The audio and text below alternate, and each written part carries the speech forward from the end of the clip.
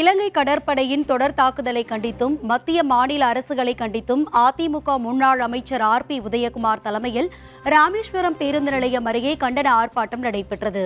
தமிழக மீனவர்களை இலங்கை கடற்படை தொடர்ச்சியாக எல்லை தாண்டி மீன்பிடித்ததாக கூறி மீனவர்களின் படகுகளை பறிமுதல் செய்வது, அவர்களை தாக்குவது, கைது செய்வதும் தொடர்கதையாகி வருகிறது. இலங்கை கடற்படையின் தொடர் தாக்குதலை மத்திய மாநில அரசுகள் கண்டும் காணாமல் இருந்து வருவதாக குற்றச்சாட்டு எழுந்துள்ளது.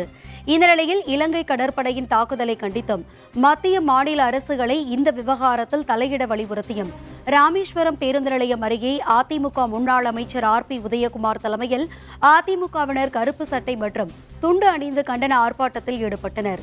பல்வேறு பகுதிகளில் இருந்து கலந்து கொண்ட அதிமுகவினர் மத்திய மாநில அரசுகளுக்கு எதிராக கண்டன முழக்கங்களை எழுப்பினர்.